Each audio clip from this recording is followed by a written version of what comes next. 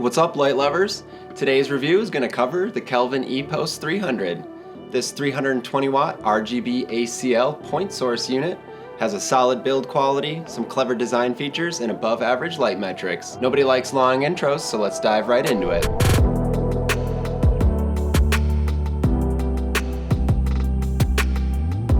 You saw the beauty shots in the intro. This light is gorgeous. The all aluminum construction isn't just for show though. The exterior shell of the head unit acts as a heat sink. This gives it better heat dissipation, which allows for lower fan speeds and less noise overall. The locking clamp for the yoke of the head arrived with a little bit of wiggle in it, but here's the really neat thing. Rather than hide all of the bolts internally like Aperture did with all of their lights, Kelvin placed theirs in an accessible manner, meaning I was able to just take out an Allen key and tighten the clamp back up on the EPOS 300, despite really tugging on it again to, try to break it. Like not, but sort of for you guys. It didn't re-loosen during my few months with it. A hidden feature about the disc brake is that it's even got an angle measuring system laser etched into it. The unit comes with a cord holder on the side of the yoke. I found this handy since the unit also comes with a 20-foot header cable or something. It could reach the top of my Mambo with ease at least. And that length is also great for when you need to boom this cable in. I appreciate that an extended cable is included and wasn't an overpriced accessory like some companies are doing. Speaking of cords, one thing I would like to see an improvement on is the quality of the connection between the head unit and the ballast. It's just a standard 4-pin connection like on the Aperture 300 series, and I would have liked to see something a little beefier. I'm always worried about these tiny little pins getting bent. Moving down the yoke, the base of it can be used either as a junior pin or baby pin depending on the situation. There's also a hole drilled through the pin in case you want to mount the light perpendicular to how it normally goes on a baby pin. Kelvin even placed a threaded knob holder on the side of the yoke for when the head is placed in a junior receiver. I wouldn't leave the knob there during storage though, because the unit is laid on that side during transport and I'd be nervous about crossing the threads. I love the brightness of the Bowen's mount release tab, but the placement is a little frustrating. You'll see later that some other brands' modifiers can be slightly difficult to remove because of this. The last neat feature of the head unit is how Kelvin decided to blend the output of the LEDs. There's a magnetic ring around the cob where either an included or separately purchased diffuser can be attached. If maximum output is necessary, the unit can be used without these diffusers to gain about a half a stop. The EPOS 300 comes with the D90, which the output seems to be calibrated using.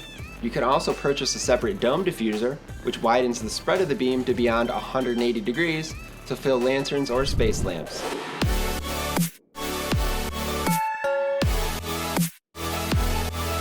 Moving on from the head, let's talk about this eye-catching ballast. First, the wonkiest part of the entire build is how the ballast attaches to a stand. It has this pop-out knob on the side that inserts into a Modifier clamp. Two things about this bugged me. First, no matter how hard you tighten down the Modifier, the ballast freely rotates with gravity. The second is that you really need to crank on the Modifier clamp to make sure the ballast isn't loose either. Here's a design question that every team is trying to figure out. How do you have a ballast that stands upright, has two V-mounts, has cords that don't stick out as a hazard, and all without being a chunky beast? Nobody seems to have figured that out. Every manufacturer makes a sacrifice somewhere. For the Kelvin EPOS 300, the power cord sticks out towards set and could potentially be snagged by somebody walking by, although this didn't really happen with my time with it. Otherwise, the two V-mount battery slots that are enabled by this wire placement are great when you need to run this unit off battery power. One nice thing is that the transition between AC and battery power is flicker-free. I do wish the battery indicator wasn't just an icon, but displayed an approximate amount of time that the unit could run off of the battery at the current intensity level. Don't tell Kelvin, but I really tried ripping this plastic handle off the ballast. Couldn't get it to budge. And it also tucks out of the way when in use anyway. Lastly, let's talk about the most distinguishing feature on the ballast, the ginormous touchscreen with its 3-knob control. I loved having a separate knob for each variable in CCT and HSI modes, rather than trying to use one toggle wheel to make it all work. It made tuning in the right setting a hassle-free experience every time. And the huge screen that's angled upwards made it easy to see what I was doing. It's also dimmable in case the spill of it is affecting the scene.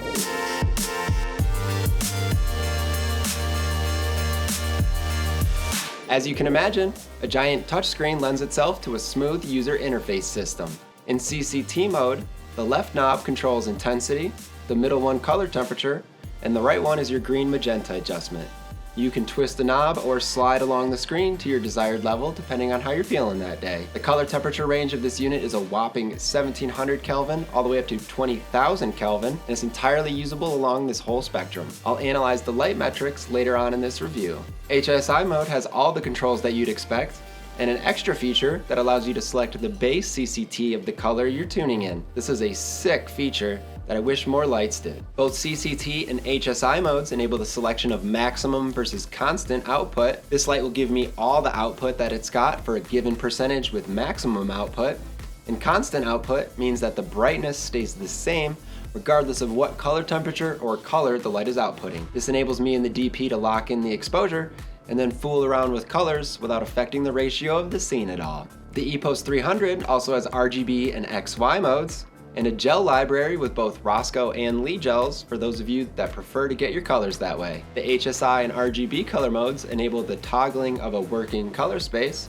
which helps with color representation depending on your post workflow. The overall effects were pretty weak. I rarely ever used them, but I tried to use the fire effect when I was shooting a campfire scene, and the DP and I decided to just run this unit at 2000 Kelvin instead. That extended CCT range is really handy. Like all modern professional units, this one comes with Bluetooth connectivity for a phone app, CRMX control for those of us that run Blackout or other iPad apps, and an option for hardlining a DMX cable in and out as well.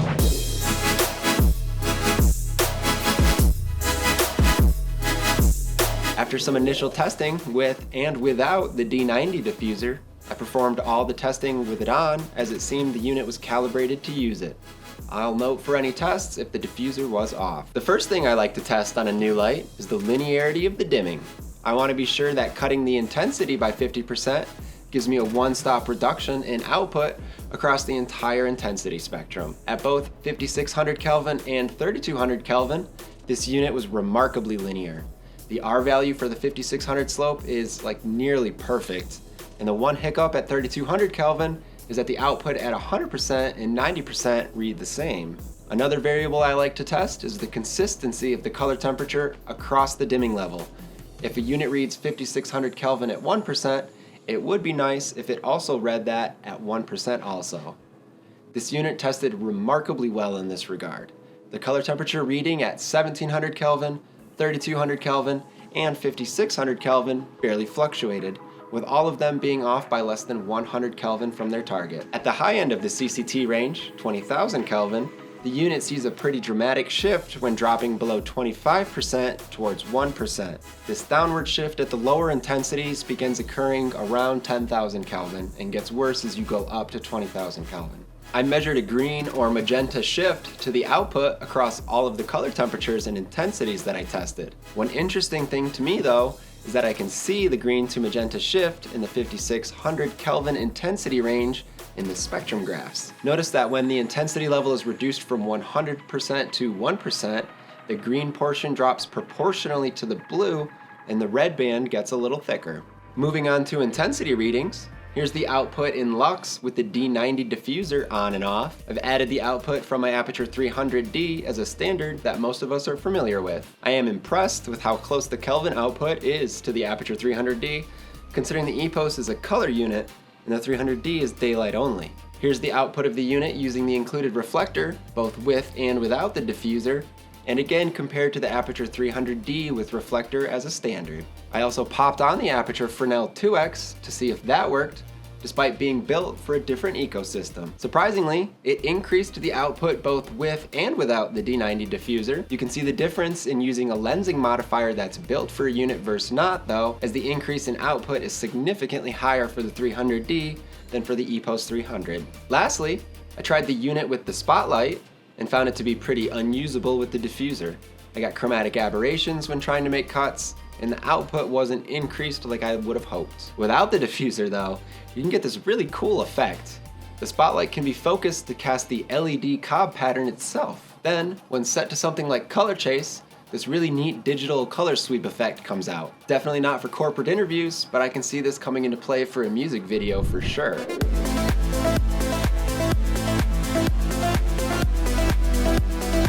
The supplied carrying case is beefy, well padded, and protective, but it's also slightly oversized for the output compared to other brands. So, Will the Kelvin EPOS 300 fit into a rectangular melt crate so it can be stored more easily on the truck? You bet it does.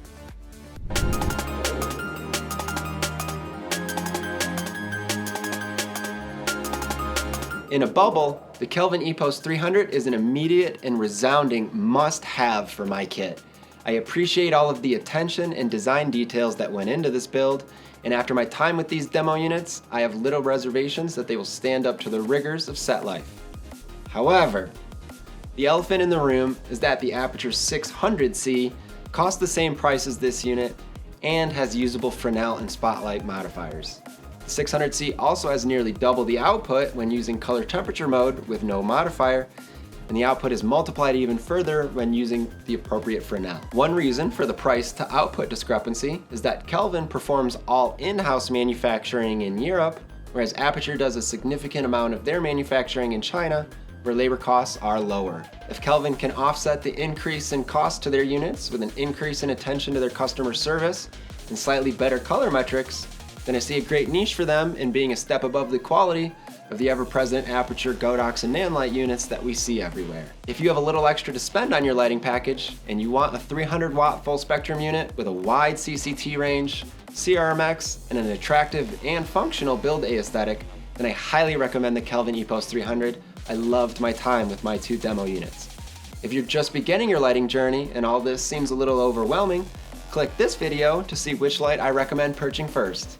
Thanks for watching, and I'll see you next time.